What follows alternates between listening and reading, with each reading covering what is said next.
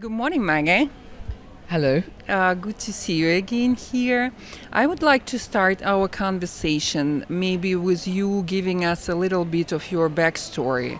Tell us about your background and what you do. So that will be the start of the conversation. I've done a few things in my life, and what the connecting point is of all that I'm going to now tell you is to do with people. So I began life as a teacher, and I worked in the UK government. I'm based in London, looking at education for the nation's children. And from there, I worked closely with government on policy areas, and from there, worked in the corporate life, in businesses, and eventually now run two businesses that look at ethics and women's clothes. And women's clothes. So that's a very, I would say, wide spectrum of your activities. And so you are here as the mentor. So tell me about why you came here and what of these ends of this spectrum, I would say, brought you here. I received an invitation that was compelling, and it piqued my interest. So when I'm curious about something, I will explore it. I would try and do something about it. For me, one of my purposes is to ensure that my legacy, what I can help other people understand, is part of what I should be doing. And I'm very serious about that. So I received an invitation to be a mentor for today. And I said, of course, yes. And I particularly looked at a topic to do with how do you find and work with people who are different from you? So for me, that's important because in life, we have to work and live with people who are different. We may not understand them, we may not like them, but we have to learn to tolerate and respect others.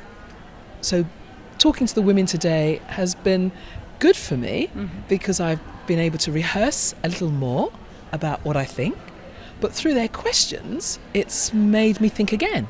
And for me, I learn a lot in these sorts of environments. Wow, so that's a best. I mean, if we're talking about cultural diversity and for you a different cultural environment, this is the perfect one because we have women from all different countries, from, I would not say from all over the world, but from many different countries.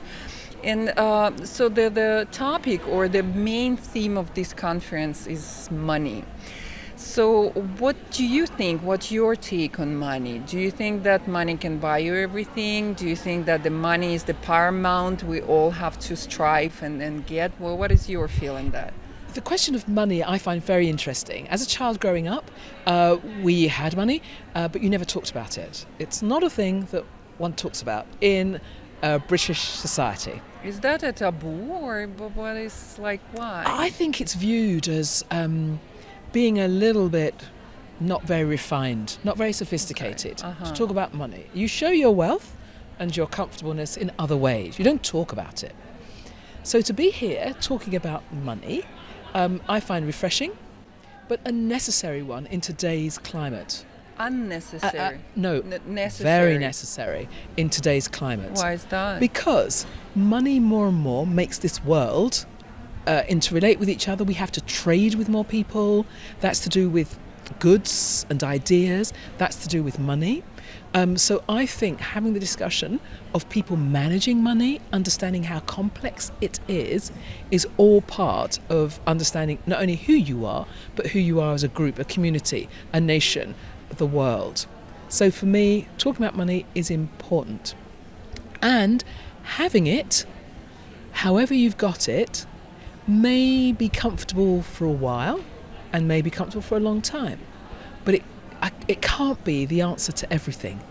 There are some things that money just cannot buy, and there are things that money can do, which make you very unhappy as opposed to very happy. Very happy. That's a good point. So for you, the money is indicator of a good life, but it doesn't mean that it's the life itself, the sense of it. What would be your advice to maybe your daughter or your granddaughter or young girl who is just entering this life, and how in your sense or how in your thoughts she should be dealing with this question. So what would be your what would you say to her? So I would say to a younger woman, the money you have or the money you wish to have, try to ensure that you have gained it in a good way that feels good to you. Mm-hmm. So it's yours. So when I was growing up, I worked in a shop because I wanted my own money, mm-hmm. and I was allowed to do so, mm-hmm. and I became more responsible for it. I understood the value of money. I would say, however much money it is not important, but you have it. How you spend it, I think as you're growing up, you need to understand the choices you have. And sometimes we all make mistakes. Mm-hmm. Learn from them, because you will make mistakes. But learn from them and try not to repeat them in future. So I say this to a younger person, and then I look at myself. What do? I actually sometimes sponsor or give money to other people for good reason, and sometimes someone's just asked me for a loan. Where it's gone wrong, and these are people I've known, mm-hmm. adults, is they don't repay the money. And then that brings a different dynamic to my decision making. Mm-hmm. So now I think I don't give anyone any money because of that experience.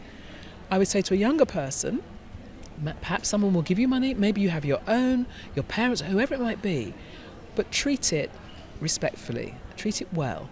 And if you make a mistake, trying to limit it, but you may well make mistakes, mm-hmm. and learn from it. Learn from their mistakes. That's a good, and maybe we can use it also as an advice, or maybe you can add something to this. Today you had already your mentoring sessions. You met with women today, but also I saw you yesterday that after your panel discussion where you spoke, so a lot of women from this conference wanted to talk to you. What would you say what would be your message to all these women? What would you leave this conference? What would be your thoughts you leave this conference for these women? That's a great question about what would a woman leave this conference mm-hmm. with. And for me, it's about whoever you are, however diverse you are, and I'm very interested in diversity of thought, mm-hmm. not just how we look, mm-hmm. But whoever you are and whatever you represent, be true to yourself. And the way to be true to yourself is you have to check it with other people. So it's not just an internal process, which is good, which is absolutely fine, mm-hmm. but how do you know that you are perceived in a certain way unless you ask?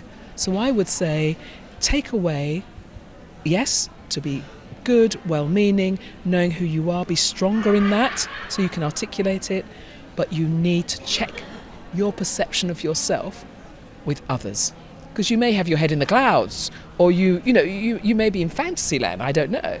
How do you know? Check it with a good friend or someone who doesn't know you at all.